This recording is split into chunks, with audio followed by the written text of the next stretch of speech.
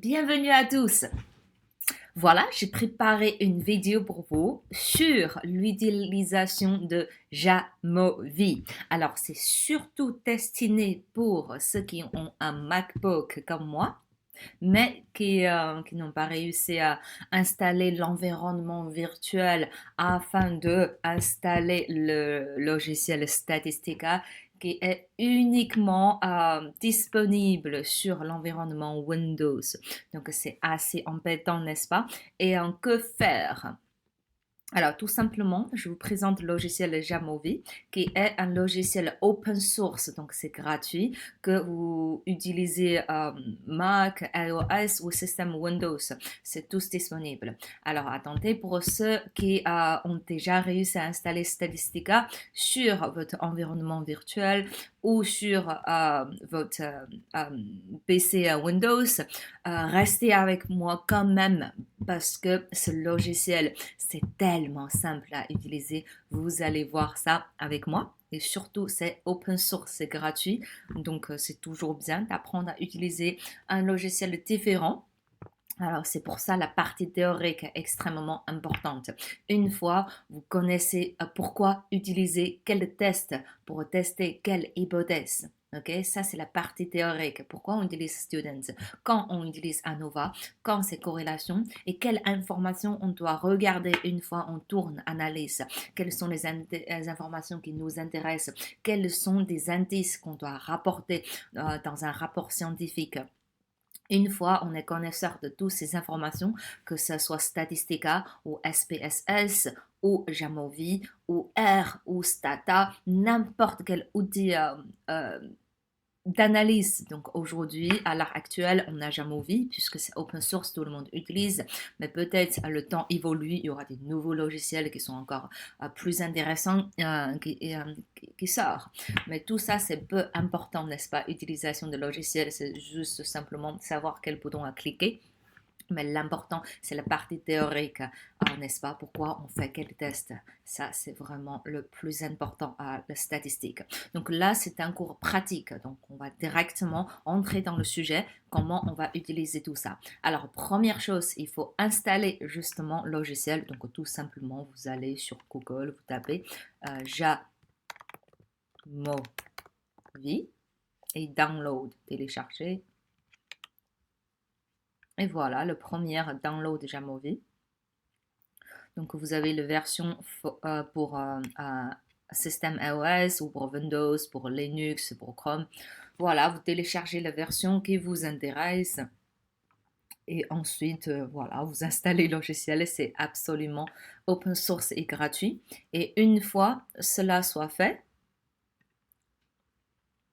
alors, sachant que Jamovi ne traite uniquement le fichier en CSV, c'est-à-dire on doit faire un travail de tout simplement, on sera obligé, par exemple, je ouvre n'importe quel fichier en Excel et on va sur File, sauvegarder sous, Save As, donc tous mes logiciels sont en anglais, et dans File, format, un format de fichier. On va choisir celui-là, CSV, UTF-8, delimited. Donc voilà, donc séparé par point virgule. Donc le fichier .csv. Jamovi ne traite uniquement le fichier CSV. Donc ça, c'est la première chose à faire. Alors, première chose, installez tous le logiciel Jamovi, sinon ça ne sert à rien. Vous regardez cette vidéo sans l'avoir logiciel sous les yeux. Ok. Deuxième chose, on va sur cours en ligne. En fait, j'ai déjà téléchargé et transformé le fichier pour vous. Donc le travail est déjà fait. Donc directement, on va sur mon rubrique cours en ligne Léa Wang. Et ensuite, vous allez tous télécharger celui de données stéréotypes et études exemplarité. Donc, ça, ce sont deux fichiers qui sont en format CSV que j'ai déjà préparé pour vous. Donc, ça suffit de le télécharger. Une fois vous téléchargez ces deux fichiers et vous ouvrez le logiciel que vous venez d'installer sur votre PC ou sur votre MacBook. Et tout simplement, vous allez sur Open. Voilà. Et allez chercher le fichier et puis vous pouvez l'ouvrir. Et il est là. Donc le premier fichier, on va regarder, c'est celui de données stéréotypes. Ok, donc ça c'est l'exercice qu'on a fait lors de la séance 6, souvenez-vous, n'est-ce pas?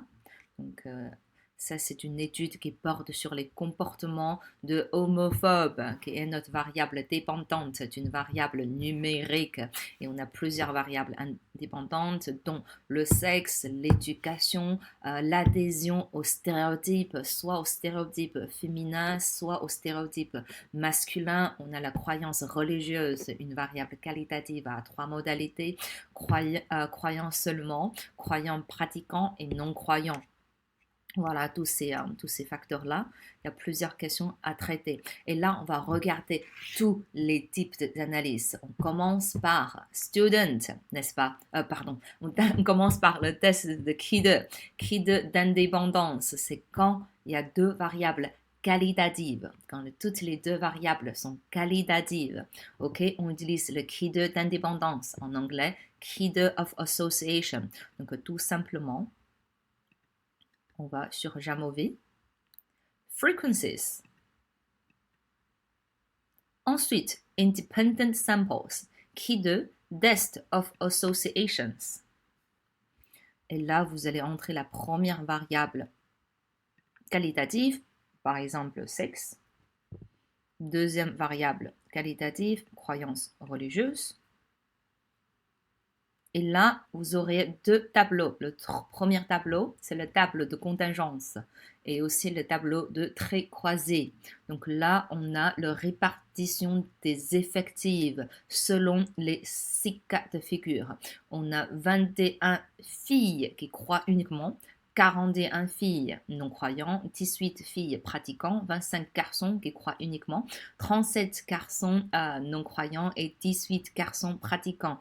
Et ça fait 160 participants au final. Et ce n'est pas significatif puisque le KID est supérieur à 0,05. On peut conclure qu'il n'y a pas de différence significative. Il n'y a pas de relation significative entre le sexe et la croyance religieuse. La croyance religieuse ne varie pas en fonction de sexe. Okay? La croyance religieuse ne varie pas en fonction de sexe. Donc voilà, c'est pas significatif. C'est tout pour KID, c'est tout simple. Ensuite, on regarde test student. Alors, student test, c'est quand la variable dépendante est quantitative, numérique, en chiffres, alors que la variable indépendante, c'est qualitative, par catégorie, à deux modalités, par exemple homme, femme. C'est student, donc il y a deux cas de figure, student pour échantillon indépendant et student pour échantillon apparié. Alors, tout simplement, Jamovi, t-test, c'est le test student. Et là, il y a 3 t-tests possibles. Independent sample t-test, ça c'est le test student pour échantillon indépendant. Paired samples t-test, c'est le test student pour échantillon apparié. Le troisième, one sample t-test, celui-là, vous n'allez pas utiliser. C'est le test student pour un seul échantillon, c'est-à-dire qu'on va comparer la moyenne et l'écart type de cet échantillon-là, comparé à un critère fixé extérieur, par exemple 3. On va comparer à ce qu'il y a une différence significative entre la moyenne de cet échantillon-là, qui est 3,5, avec un critère extérieur 3. Voilà, donc ça compare un seul échantillon avec un critère extérieur. Là, vous n'allez pas le prendre en considération. Ce qui vous intéresse, c'est le premier. Independent samples, c'est student test pour échantillon indépendant. Paired samples, c'est test student pour échantillon apparié. Donc, on regarde ça. Dependent variables, donc comportement, homophobie. Grouping variables, c'est la variable indépendante qui est une variable qualitative à deux modalités. En l'occurrence, on prend le sexe. Et là, nous avons notre résultat. Ah, c'est significatif, intéressant, n'est-ce pas? La valeur P est inférieure à 0,05, donc c'est significatif.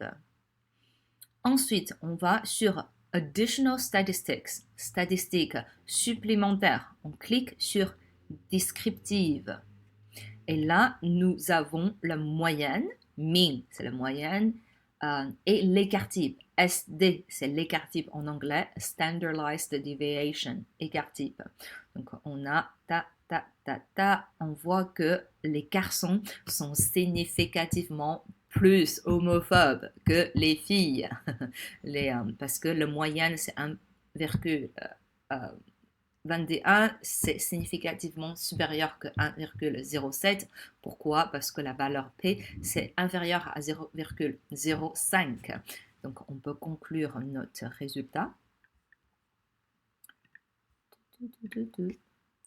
Il existe une différence significative c'est pas ici, c'est là. Masculinité. Il existe une différence significative entre les deux types d'adhérence. Non, c'est pas ça. Il existe une différence significative des comportements homophobes en fonction de la croyance religieuse. Ouais. Est-ce que on a student aussi? Il existe une différence significative des comportements homophobes en fonction de sexe. Donc le T entre parenthèses, c'est le degré de liberté qui est 158. Pourquoi 158? Voilà, ici, DF, Degree of Freedom, c'est le degré de liberté, qui est une valeur 158. Donc voilà, D 158 égale 2,49, donc c'est une valeur arrondie, négative, 2,48. La valeur P est inférieure à 0,05. Les garçons, entre parenthèses, on met toujours la moyenne. Les écarts types ont des scores significativement plus élevés que les filles. Entre parenthèses, la moyenne. Et l'écart type égale 0,13. Donc voilà, c'est le même chiffre, vous voyez. C'est le même résultat qu'on vous donne, que ce soit Statistica ou que ce soit Jamovi, puisque c'est le même algorithme. Ensuite, on regarde pour test student paired samples. Et là, la variable dépendante, c'est le niveau d'adhésion. Le niveau d'adhésion au stéréotype. Et la VI, c'est le type de stéréotype.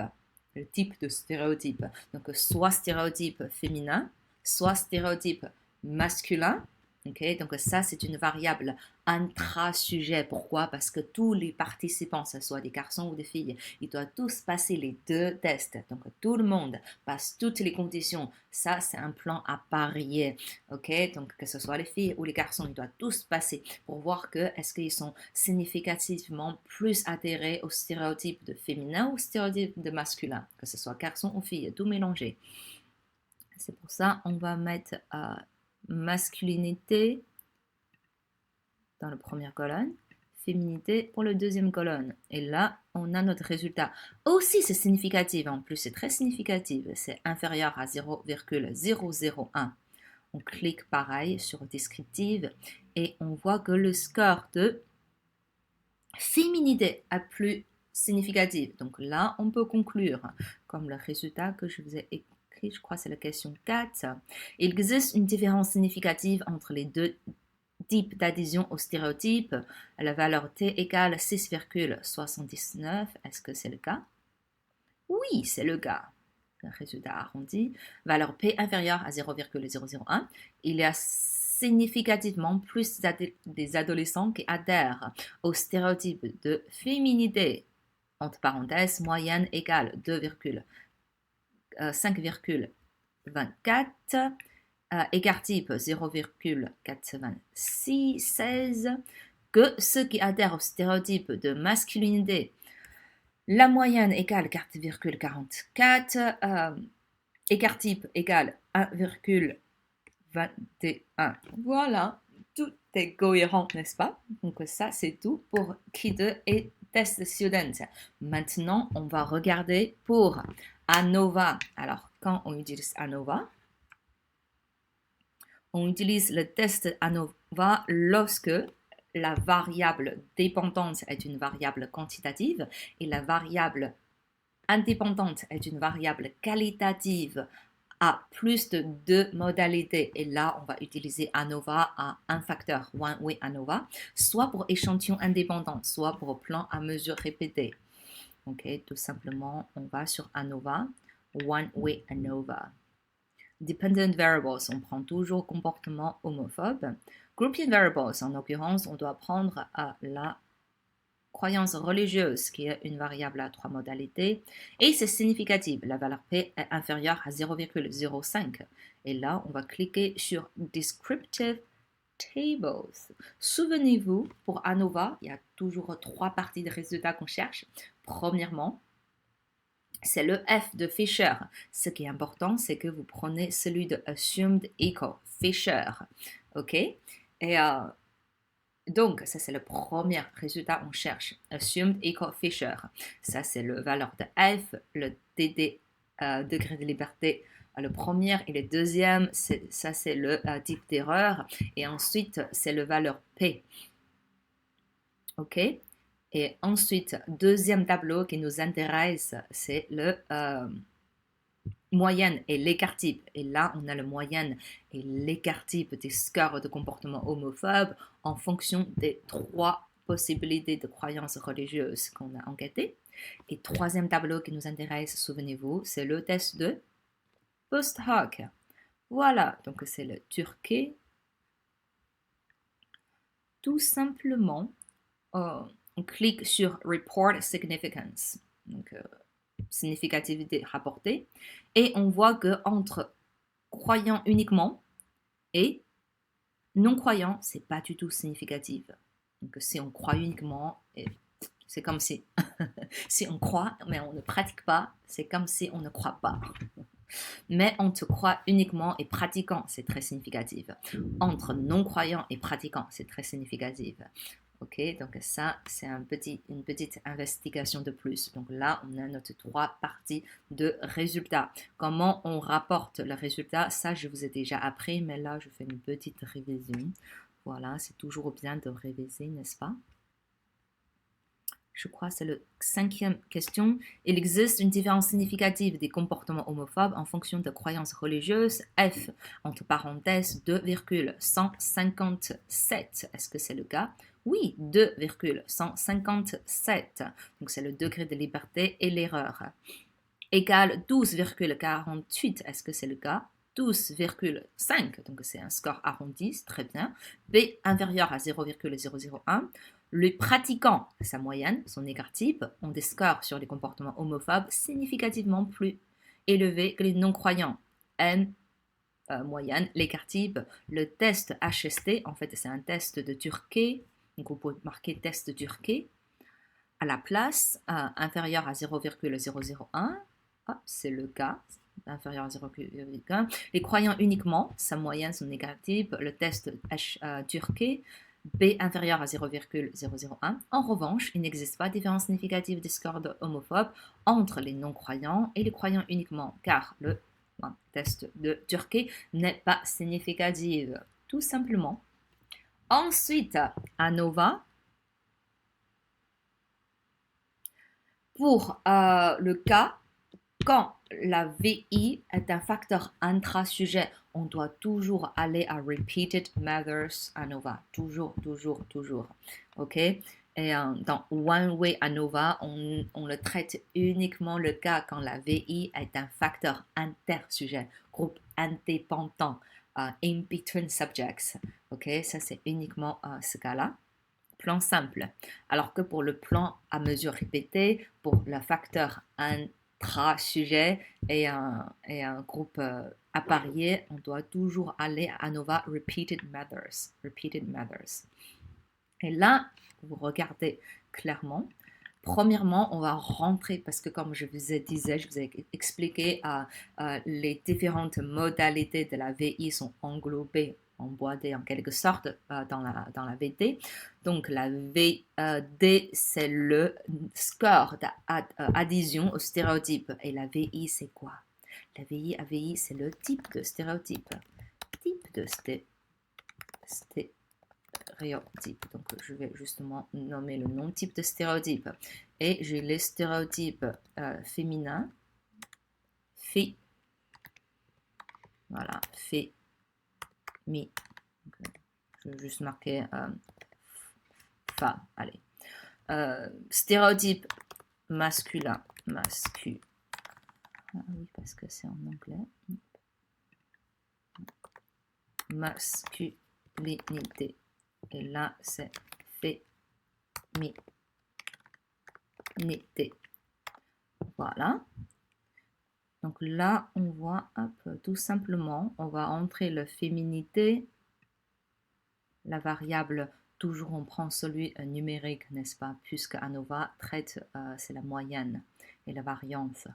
La variance traite toujours la moyenne. Donc, féminité, on met ici. C'est pour ça, faites attention que vous ne mettez pas les variables qualitatives. Masculinité, on met ici. Voilà, et c'est tout. Et on regarde le résultat qui tourne. C'est significatif. Intéressant. Donc, c'est significatif, n'est-ce pas, n'est-ce pas, n'est-ce pas? Sachant que ici, il y a seulement deux modalités. Donc, quand il y a deux modalités, en fait, tout simplement, on peut utiliser le test de student. C'est pas la peine d'utiliser ANOVA, on est bien d'accord. Mais puisque là, j'ai pas d'exemple avec une variable indépendante à trois modalités. J'ai pas l'exemple. Donc, en réalité, ici, on peut mettre un troisième type. Allez, c'est quoi le troisième type de stéréotype? Stéréotype asexe. Il n'y a pas de... on peut être stéréotype atterré aux femmes, aux hommes ou neutre. Voilà, neutre. En réalité, ça n'existe pas, mais je l'ai mis comme exemple. Et là, tout simplement, je dois entrer une troisième variable, adhésion au stéréotype neutre. Mais je n'ai pas cette variable, donc c'est juste un exemple. Juste un exemple. Hein. Et ensuite, pareil, on regarde, c'est significatif, donc on va aller prendre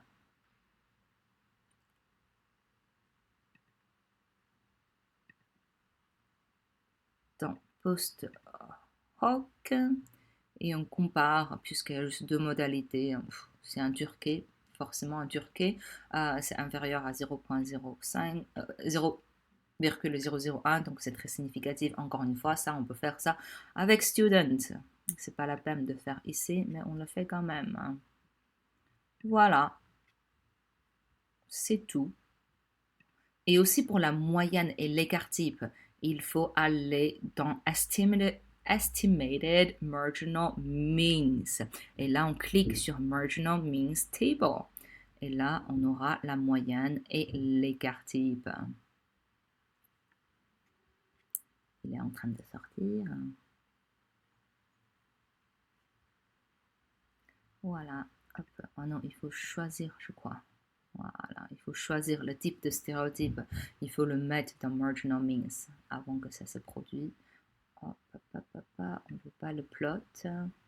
On veut justement le table. Et là, on a la moyenne, l'écart type de score de stéréotype, soit aux féminités, soit aux masculinités, n'est-ce pas? On a la moyenne et l'écart type. Donc, pour chercher la moyenne et l'écart type de différentes modalités de ANOVA, il faut aller dans Estimated Marginal Means, la moyenne marginale estimée, et on va justement sélectionner la variable type de stéréotype en terme n et on clique sur Marginal Means Tables et là nous avons notre moyenne et l'écart type. Mais en réalité, on utilise ANOVA quand c'est à partir de trois modalités. Sinon, c'est tout simple. On fait un student test, ok, tout simplement. Alors ça, c'est ANOVA pour un facteur. Maintenant, on avance, on ne prend pas de pause. Pour ceux qui aimeraient bien prendre une pause, ça suffit de poser la vidéo. C'est ANOVA à plusieurs facteurs, c'est-à-dire ça dans notre arbre décisionnel, ça sera maintenant on avance sur. Voilà, quand la VD est une variable quantitative et nous avons plusieurs variables indépendantes qualitatives. En l'occurrence, on utilise ANOVA à plusieurs facteurs. Il y a pour échantillon indépendant, c'est-à-dire que toutes les VI sont des facteurs intersujets. Pour plan à mesure répétée, c'est-à-dire tous les VI sont des facteurs intrasujets. Plan mixte, il y a mixte. Il y a à la fois les facteurs intrasujets et les facteurs intersujets. Là, on doit utiliser plan mixte. Donc là, on va regarder.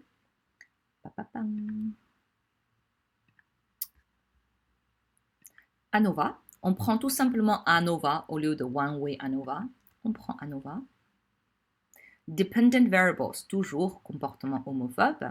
Et là, imaginons qu'il y a deux VI qui nous intéressent. Ça sera le sexe et le croyance religieuse. Donc, tous les deux, ce sont des facteurs intersujets, n'est-ce pas?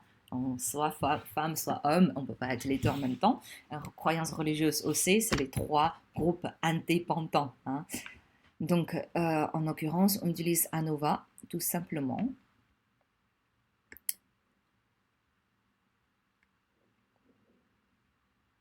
Et là, donc ça c'est notre premier résultat.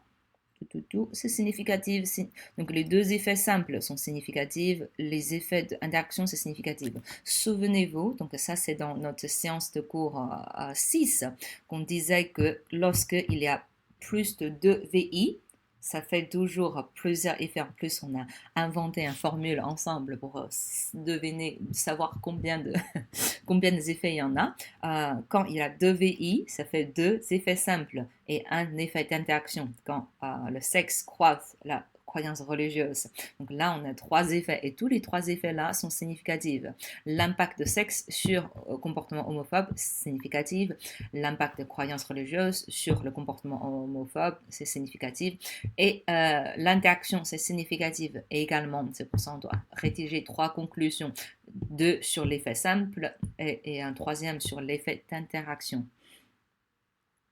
On peut regarder dans Estimated Margin Tables et tout simplement on met le sexe et la croyance religieuse. Hop. Et on clique sur Marginal Tables. Et là, nous avons la moyenne et l'écart type. Tout simplement. On a la moyenne et l'écart type. Ils sont tous là. Et troisième tableau qui nous intéresse, c'est le test de Bostock de Turquie. Donc, on a le sexe, on a croyance et on a sexe fois croyance. Donc là, on a notre Bostock. Donc, on utilise toujours Turquie. Parfois, on utilise Benferroni aussi, mais là, on reste sur Turquie. On n'utilise pas d'autres, comme ça, on est tranquille. Allez, donc on va investiguer un peu les résultats. Oh là là là là, il y a beaucoup de choses à investiguer. Donc pour ceux qui n'aiment pas investiguer, vous pouvez tout simplement faire un plot pour regarder à quoi ça ressemble graphiquement. Peut-être que c'est plus facile pour inspecter de plus près.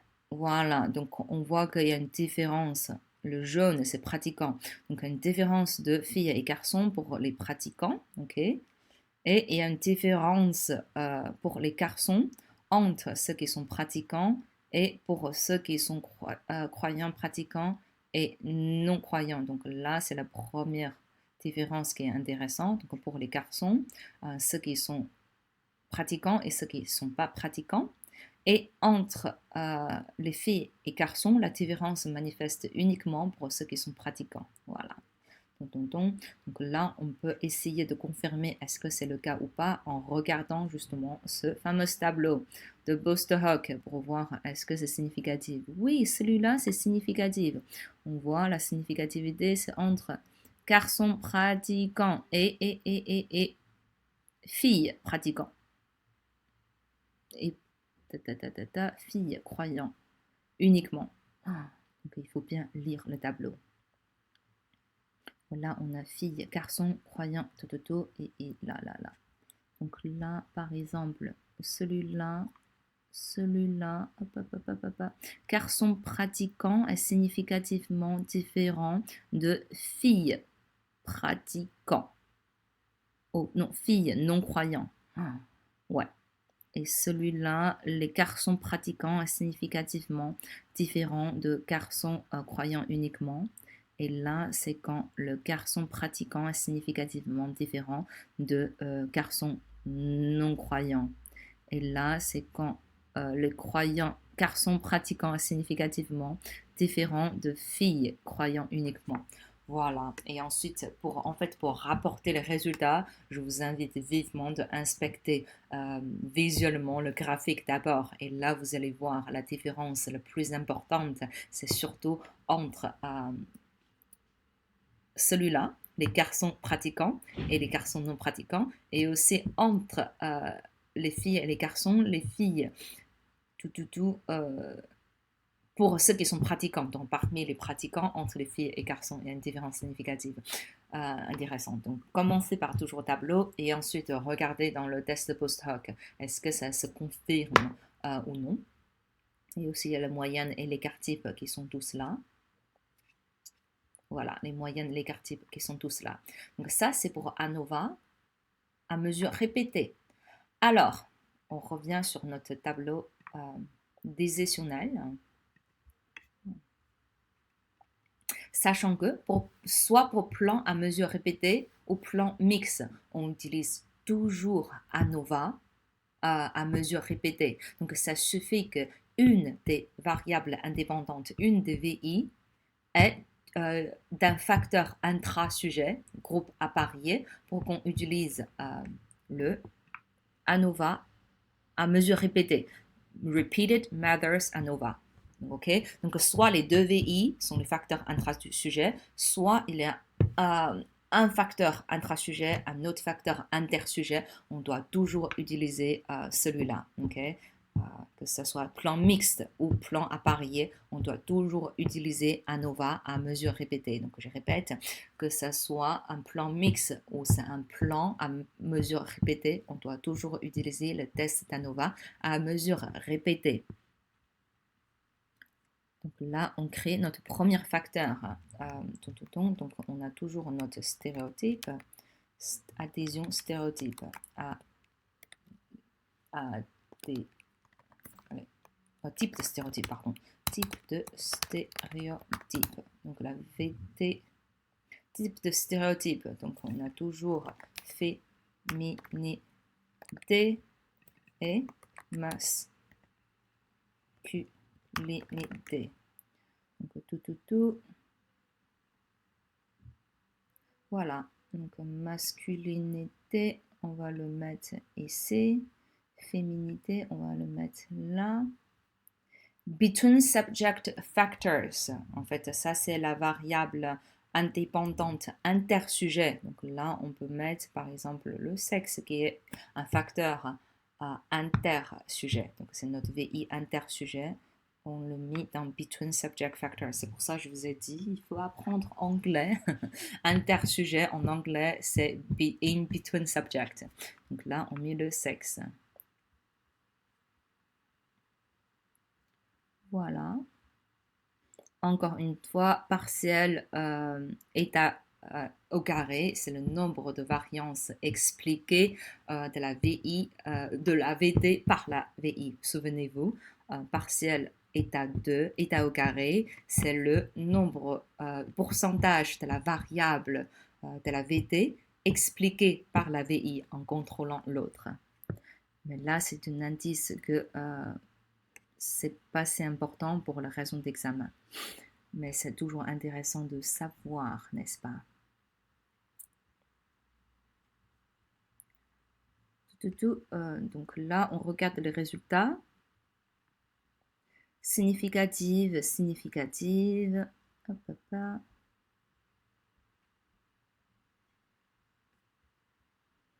Ensuite, dans Marginal Tables, on va prendre le tables, donc stéréotype et sexe. Donc là, on aura notre moyenne et l'écart type qui sont disponibles ici. Et à la fin, on va toujours dans post-hoc. Donc on va prendre tous qui sont là. Voilà pour le résultat. Et pareil, je vous invite de toujours mettre une petite graphique pour inspecter visuellement où se trouve la différence la plus intéressante. Et une fois vous constatez un écart relativement important à vos yeux et on va sur le... Donc là, on regarde, oh intéressant, donc il y a un grand écart. Donc pour les filles, voilà, pour les filles, donc évidemment, les filles sont plus adhérer aux féminités et garçons plus aux masculinités. Mais pourtant, la différence n'est pas très significative entre féminité et garçon. C'est très intéressant, c'est-à-dire que pour les garçons, il y a autant de garçons qui adhèrent aux stéréotypes de féminité et autant de garçons qui adhèrent aux stéréotypes de masculinité. Donc ça, c'est intéressant. En plus, il y a un écart entre ça et un écart entre ça. Donc à mon avis, on va trouver pas mal de significativité. C'est le cas. Beaucoup de comparaisons sont significatives. En fait, ici, c'est plutôt les non significatives qui nous intéressent quand tout est significatif. En fait, la seule comparaison non significative, justement, c'est pour les garçons qui adhèrent aux stéréotypes de masculinité et les garçons qui adhèrent aux stéréotypes de féminité. Donc là, en fait, le résultat le plus intéressant à rapporter, c'est celui-là. Il n'y a pas de différence d'adhésion aux stéréotypes féminité ou masculinité pour les garçons. Voilà, sinon tous les restes, c'est significatif. Voilà, donc ça, hop. Et imaginons, nous avons deux facteurs intrasujets. Comment on fait? Ben, tout simplement, on va entrer le deuxième. Imaginons le deuxième facteur intersujet, c'est, je sais pas, test d'intelligence. Voilà. Imaginons qu'on dit, voilà, ceux qui sont peut-être plus intelligents sont comment. Donc on a premier test, peut-être vocabulaire. Deuxième test, rapidité de traitement d'information. Troisième test, c'est le mémoire, etc., etc. On va ajouter plusieurs si on veut. Et ensuite, on va tout simplement rentrer tous les cas de possibilité. Donc, tout est préparé dans ce tableau-là. Ça suffit de rentrer le résultat. Mais en l'occurrence, on n'a pas un deuxième facteur intra-sujet.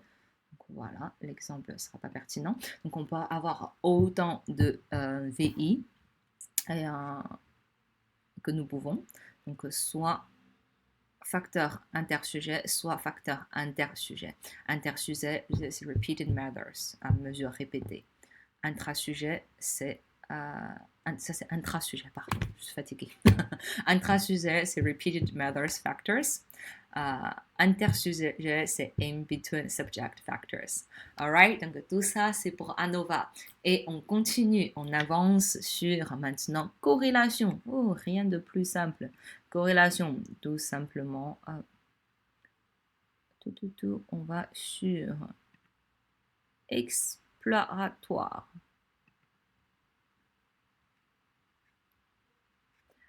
Non, exploratoire, en fait, c'est vraiment tout simplement exploratoire. On va sur régression, pardon, c'est pas comme statistique. Hein. Alors, on va sur régression, le premier tableau, corrélation matrix, correlation matrix, un matrix de corrélation. Ding, ding, ding. Et là, on va rentrer les deux variables quantitatives qui nous intéressent. Je crois qu'il y a ces deux variables-là. Je ne sais même pas ce que c'est. Je ne me rappelle plus, mais c'est pas grave. Mais ce sont deux variables quantitatives. Oui, pardon. Maintenant, c'est pas grave. On peut prendre l'autre fichier, le fichier de exemplarité pour faire cet exercice. Ouais, c'est peut-être plus simple. Allez, on va changer de fichier. Vous allez ouvrir le fichier étude exemplarité. Ok, étude exemplarité. Donc là, on a notre VIVT, on est bien content. Vous connaissez tous cette étude qui se réalise dans le cadre de ma thèse. Donc on clique sur régression, correlation matrix. Et là, on peut rentrer tous les facteurs quantitatifs qu'on veut. On rentre tous. Et sachant que corrélation traite toujours 2 par 2 par 2 par 2 par 2. Donc là, on a les corrélations entre le cynisme organisationnel et exemplarité. On a le score de corrélation entre affect positif et exemplarité. Tous les cas de figure possibles. On a notre matrix de corrélation. Mais si vous trouvez ça un peu compliqué, vous pouvez faire par 2 aussi. Vous faites comme vous voulez. Voilà, on compare tout simplement entre exemplarité et cynisme. Et là, chaque fois, on a notre score de R Pearson et notre valeur P. Voilà, exemplarité est significativement et négativement corrélée avec le score de cynisme. Le R égale moins 0,45, la valeur P inférieure à 0,001. C'est trop simple corrélation, n'est-ce pas? Ce qui commence à être un peu plus compliqué. Maintenant, on va regarder dans régression. Alors, c'est ici, la régression traite quand la VD, on a une seule VD quantitative et plusieurs VI, soit tous quantitatives, soit il y en a VI et quanti-égalité ensemble. Et ça, c'est la régression. Et pour la régression, au lieu d'aller sur la régression linéaire, en fait, on va dans modèle linéaire parce qu'on aura beaucoup plus de résultats avec le modèle linéaire, mais en réalité, c'est la même chose, c'est le même résultat qui vont sortir, simplement ici, on aura plus de résultats. On va aller dans Linear Models, General Linear Models, ok, Linear Models, General Linear Models, la variable dépendante, on va prendre engagement, ok, le facteur, on va prendre exemplarité, et on va prendre confiance au manager. Et on va prendre le cynisme. On va prendre toutes les VI. Ok, donc dependent variables, c'est l'engagement. Independent variables, c'est exemplarité, confiance et cynisme. Et là, tout simplement, vous vous souvenez, pour le cours de régression que je vous ai fait également par vidéo, le résultat qui nous intéresse. Donc là, on pourrait peut-être regarder sur notre PowerPoint. Pour ceux qui ne se souviennent plus déjà. C'est le S7 pour les régressions. Alors, les informations qui nous intéressent, ce sera premièrement, est-ce que le modèle est significatif? Le modèle, c'est-à-dire nous avons 3 VI et une seule VD engagement. Donc ça, c'est notre modèle. Est-ce que c'est significatif? Voilà, il est encore en train de tourner, il est un peu long. Il est très long. Parce que nous avons beaucoup de choses. Donc, il est en train de réfléchir. Hein. On le laisse réfléchir.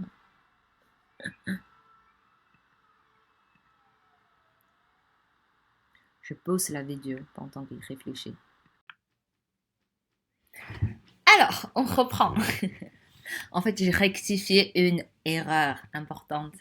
En fait, dedans, vous voyez factors and variates. Qu'est-ce que c'est? En fait, facteur, c'est ce qu'on met, la variable qualitative. Par exemple, ce sera le sexe, c'est la seule variable qualitative dans notre modèle.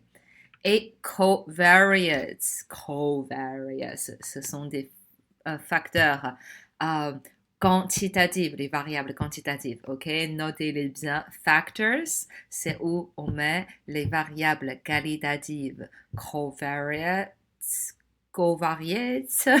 c'est où on met les VI quantitative. En l'occurrence, la VI quantitative, c'est exemplarité affect. Donc, on reprend l'exemple. Donc, pour ceux qui ont suivi mon cours de régression, donc on reprend l'exemple.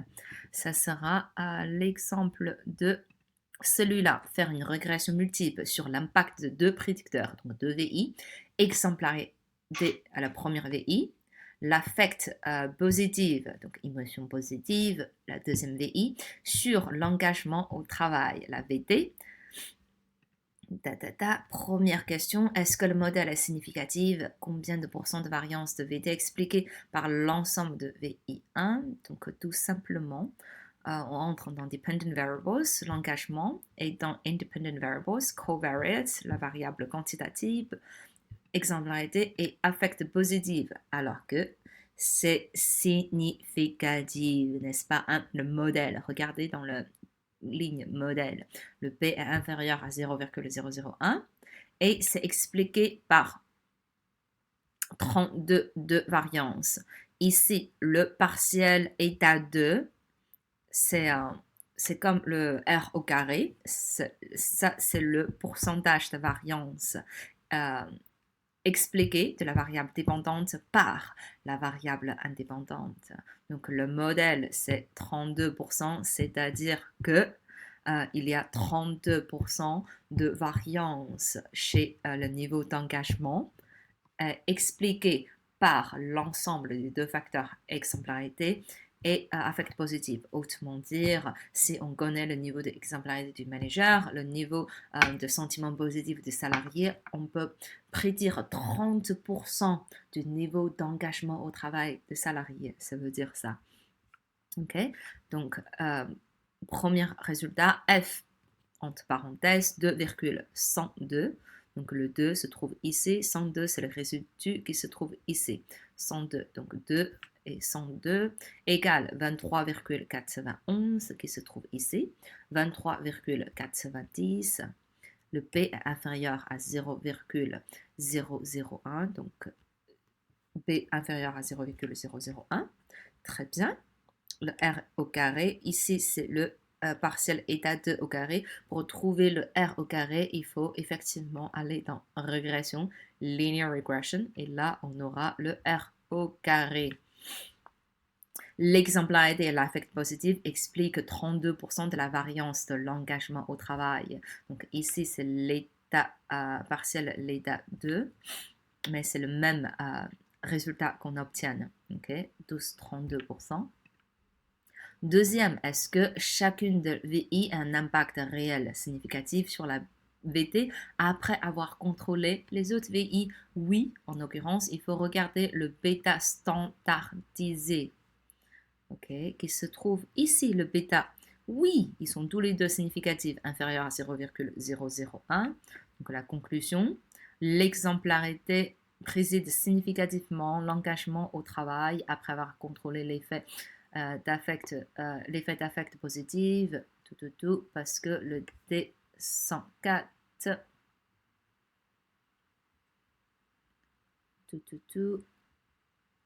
D102 D102, pardon, D entre parenthèses 102, c'est le degré de liberté, égale 4,23, donc ici 4,23, le P inférieur à 0,001, c'est très bien. Et le deuxième bêta, 0,30, c'est le K.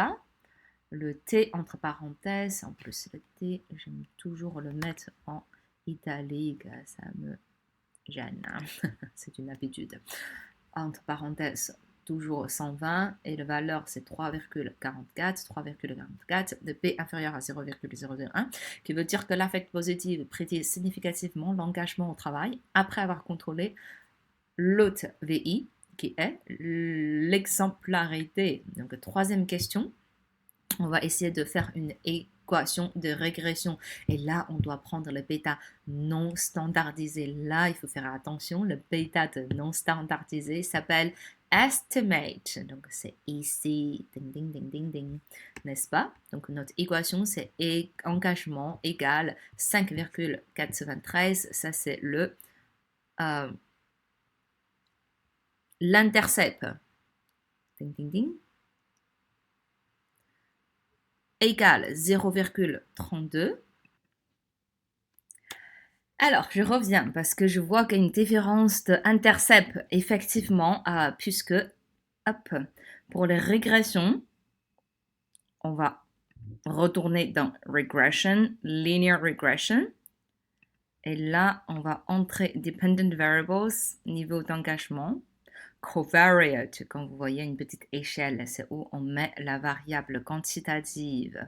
Donc, en l'occurrence, c'est exemplarité et affect positive factors. Quand vous voyez, ça c'est qualitative. Donc, ce sont des catégories. Alors, là, on a le bon résultat. Donc, dans Model Builders, on a le R au carré, 32% de la variance est expliquée, de engagement expliqué par l'ensemble des deux VI, exemplarité et affect.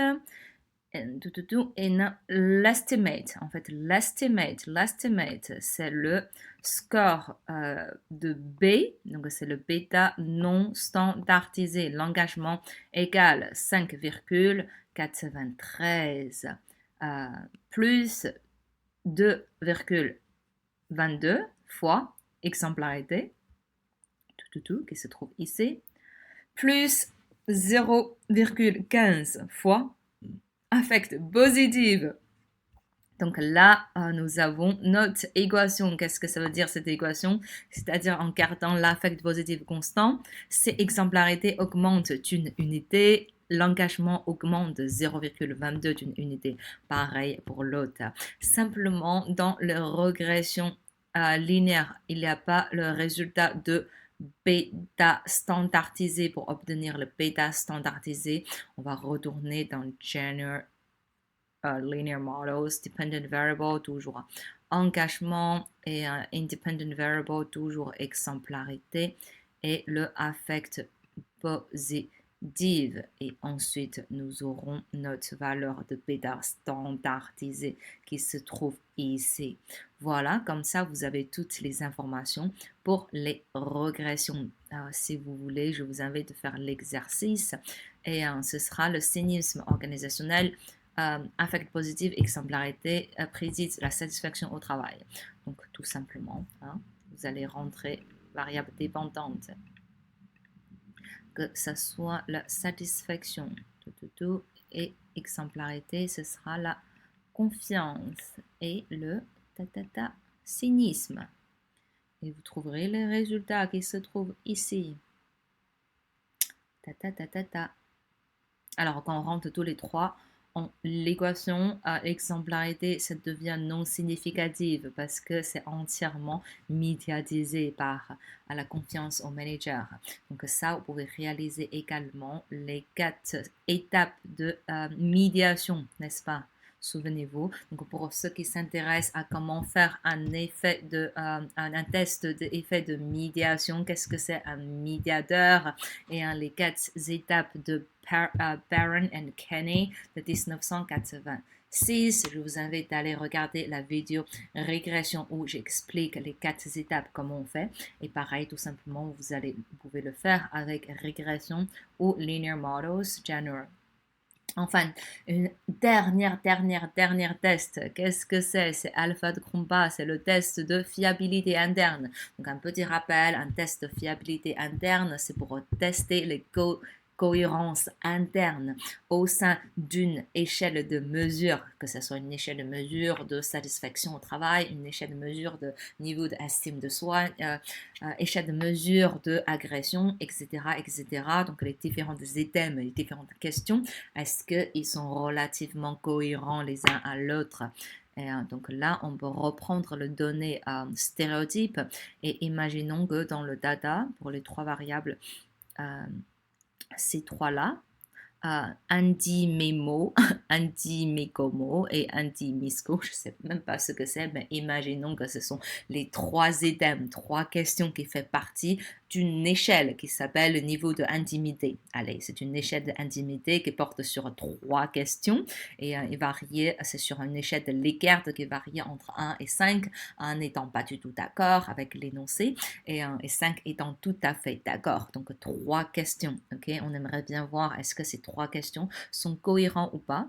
Donc tout simplement, vous allez dans Analyse, Facteur, Reliability Analysis, donc analyse de fiabilité. Et là, vous allez rentrer tout simplement les 3 items. Première, deuxième, troisième, hop. Et là, vous avez le alpha Krumba, c'est 0,71. Donc, c'est bon, le test est fiable. Donc, la seuil, il faut que ça soit supérieur à 0,70. Donc, ça, c'est bon. Et souvenez-vous, on peut cliquer dans statistiques des items alpha de Krumba if atom is dropped. Donc, quand l'item est supprimé. Okay? Si on supprime le premier, hop, l'alpha n'est plus bon. Si on supprime le deuxième, alpha n'est plus bon non plus. Mais si on supprime le troisième, en fait, on augmente en plus l'alpha, ça devient 0,78. Mais puisque ça ne change pas grand-chose, puisque les trois items, c'est déjà bon, parce que l'alpha est supérieur à 0,70, donc on peut garder les trois items, soit on fait la moyenne de ces trois, soit on fait la somme pour obtenir un seul score à la fin, qui s'appelle tout simplement le niveau de intimité qui porte sur voilà, ces trois items, un seul score à la fin qui sera une variable quantitative, n'est-ce pas? Donc on peut faire la moyenne et ou la moyenne ou la somme. Et ce qui nous permet de faire ça, c'est le résultat satisfaisant de test de fiabilité interne, le test de fiabilité et le test Alpha Combat. Voilà, ça c'est un test super simple. Maintenant, vous avez l'ensemble de tests qui vous sont présentés. Comment on utilise tout cela avec le logiciel Jamovi. Donc, si vous avez des questions, n'hésitez pas d'aller sur notre forum Q&A en ligne. Vous êtes libre de poser toutes vos questions. Donc, je vous invite de simplement jouer avec les données et regarder, essayer de faire tous les exercices, surtout pour ceux qui n'ont pas pu faire l'exercice 1 à 11, n'est-ce pas, sur cours en ligne. Vous pouvez tout simplement le faire maintenant avec Jamovi. Voilà, le reste dedans, c'est à vous. Bon courage et bonne chance pour l'examen. Au revoir.